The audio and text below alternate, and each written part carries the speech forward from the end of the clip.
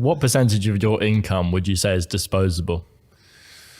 So I'm now at a point where, and my attitude to money, I want to make something clear, is relatively unhealthy. I have no respect for money. There are people who are much smarter with money than me. I don't have any respect for money at all. I don't believe in saving money. And I think a lot of that is down to I'm not advocating people to be like this. It's my life philosophy and the fact that I don't live in any realm of fear at all. I can't imagine myself not being able to make more. I can't ever be poor. And if I wanted something now that took every penny of my net worth, then I would buy it because I want it. I don't care. I don't think, oh, I have a safety net. I don't give a shit about money that way. I'm a bit of a believer in a safety net, I'm afraid to say. No, it's good. It's good. Yeah, I know I'm wrong. I know I'm wrong on this one. It is good to have a safety net and it is good to have a healthier respect for money. I have no respect for money. I mean, my safety net, I don't ever intend to use it in any way, shape or form. And it's a sizable amount of money, but that's my safety net.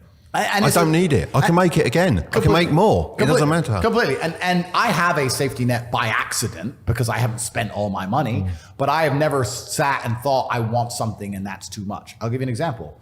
I have an 812 Superfast, a Ferrari. I love it very much. They've released very nice. Yep. They've released the 812 Superfast Competition. They've released a competition version. Instead of 400 grand, it's 1.6 million, which is a big difference for a bit of a body kit.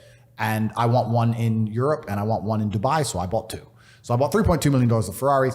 Should I have done that? Well, yeah, I can. But my point is I'm happy to just spend money. Don't give a shit, right?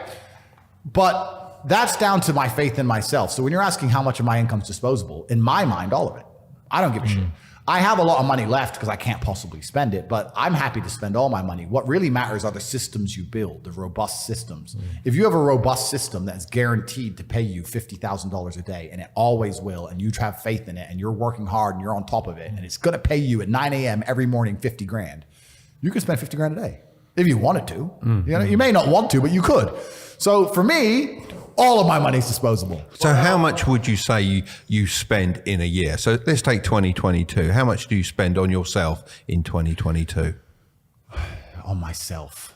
That's a good question. But then it gets gray. It gets I know. gray. What's but you for know, me? What's for the business? You know what I mean yourself. Like the cars are for yourself. Yeah. Yeah, I'd say I spend £1 million or $1 million a month. And then that probably doesn't include big purchases. So about $1 million a month, but then there's big purchases outside. Oh, so we're getting to about 25 mil this year then. Yeah, something like that. Get in. Yeah. I spend a lot of money, but I've explained my life. My life is as crazy as a life can possibly be lived. But that craziness in your life also then creates money. Well, exactly. And it's a cycle and it all feeds back into each other. But I don't ever sit and concern myself with, am I spending too much? If I thought I was spending too much, I would simply find a way to make more money. And a lot of people talk about efficiency as well. I've had people talk about working smart, not hard. That is true. But I believe that you need to fill your day with all of the hard work first. I think that working smart is a matter of being more efficient with all the time you should spend working. If you sit there and go, I want to work smart, not hard, so I work an hour a day, well, then you're still lazy. You should work smart and hard and do 15 smart hours a day. That's how you win. So, and there's always endless work to do. The other thing I will say to people is you can always find work. I've had a lot of people say, well, there's no work to do. Yes, there is. You can find work to do. This podcast, by the time it's completed, you could make individual TikToks and put them on TikTok. And with a slightly different edit for the next 10 years if you wanted to. 100% all the accounts. There's endless work to do. You have to find the work. And even if each TikTok gets one view, one at a time, people hear about the podcast. There's no such thing as no work to do. Yeah. So you have to wake up and find the work to do and do it and just say, you know what, this is all I'm going to do. And a lot of it as well, if I'm giving advice to people, comes from constructing a life around you. Because people say, well, I don't want to work all the time. I have no social life. My social life's work. My best friends and me run our companies. We have the most fun in the office working. That's our fun, right?